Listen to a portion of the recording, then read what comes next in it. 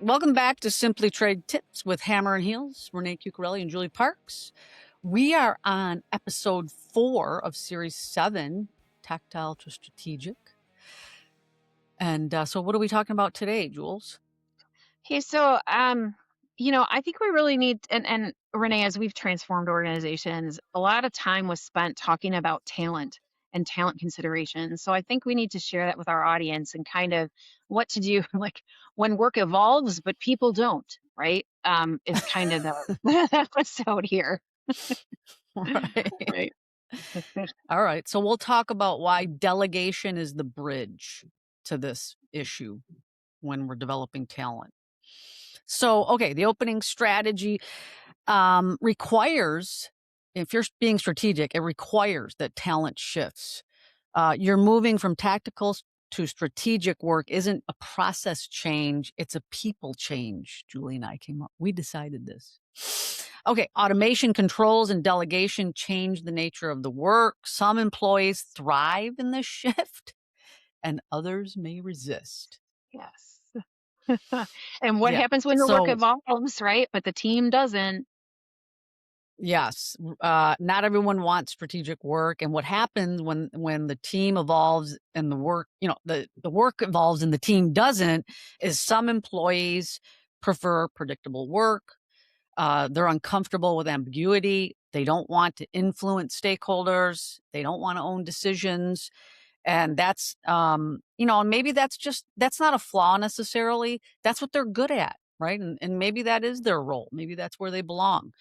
But what happens is we just can't shift to strategic work. So strategic work requires judgment, communication, influence, and tactical requires accuracy and speed. As programs mature, the mix shifts, but we need people below us because, as we talked about in our last episode, bottlenecking, right? We need not just us to be strategic, but we need strategic people in our organization. So leaders must decide, is it a capability issue, it is a comfort issue, or is it willingness? That's Oh. That's so yeah. good. Is it capabilities? Is it a comfort issue, or is it a willingness issue? And that is so key. I actually thought when I was transforming organizations that everybody wanted to be more strategic. Like, why wouldn't you want to? And had no idea that there was this group of people that really just dig what they did and they love dealing kind of that and honestly there's a place for everyone, but let's talk about breaking bad habits. So when organizations shift work, some people will continue those old behaviors. So we talk about fixing problems manually, continuing email approvals when there's a system, reworking broker tasks, hoarding work instead of delegating, and kind of why it happens. We talk about where it feels safer, employees want to remain the expert, there's fear of losing their relevance. And I think Yeah. that old habits can quietly pull teams back into tactical mode. Yeah. Yeah. Yeah. So coaching before replacing. I mean, we're not suggesting, hey, if you need a strategic person, let's say you need 5. I mean, we need more than 1, that's for sure. But let's spend time coaching first. So it's our responsibility to develop. I mean, that's one of the things I really did enjoy about being a leader. So key coaching approaches we've decided include why the role is changing, teach the new expectations explicitly, like we talked about with the guardrails, provide examples of strategic thinking. Like Julie said, some people don't come into the world thinking, oh, I'm going to be a strategist. No. So if we develop them and teach them what strategic thinking is, maybe they'll be like, wow, you know what? This is kind of cool. I like it. Pair employees with mentors, review work together to build judgment and confidence. Like we've talked about, confidence is huge. People rarely become strategic without practice and feedback, except for my old boss, Julie. She was born with this. I kind of like both. I can flex between both, but I will also say too, like I know when you're coaching or replacing, but the other part is like when you're designing new processes and you want people to follow them, you have to light the old process on fire. You have to make it not possible to go back to the old, Mhm. right? So some of the examples that I mentioned, that's another piece too. That's good. But Yeah. my lesson and my kind of advice to folks is give some more time to people. So extend the timeline on assignments. If you're the lead, you're the one that's likely creating the timeline. Does it need to be that tight?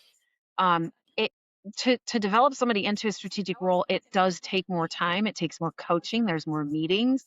There's more interaction. There's more try this. How did that work? Try this again. Try something different, right? And I think that here employees need space to kind of research things, analyze, summarize, and decide, right?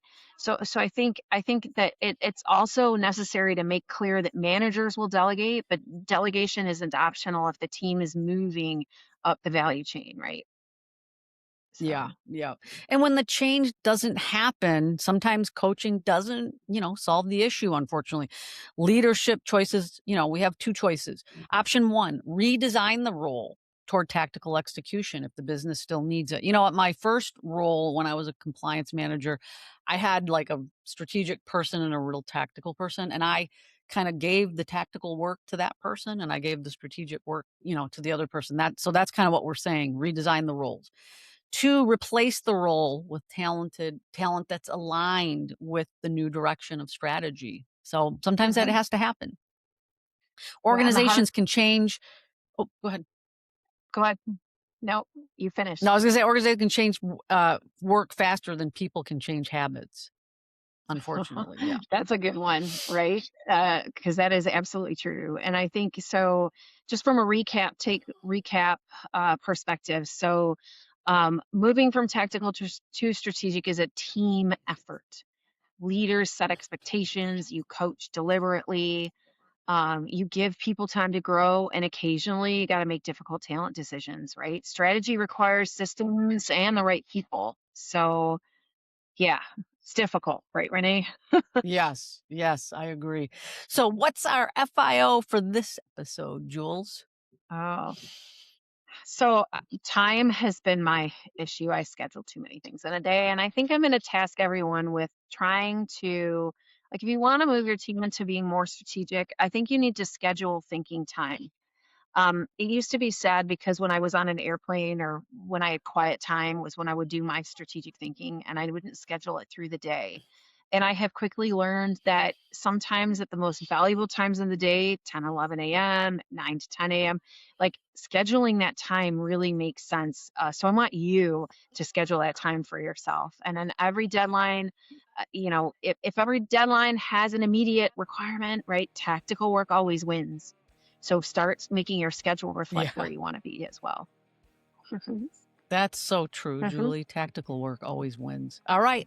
Great episode. Thank you for listening, and we'll see you next time. And let us know if you did your FIO in our Trade Geeks community. Thanks, Jules.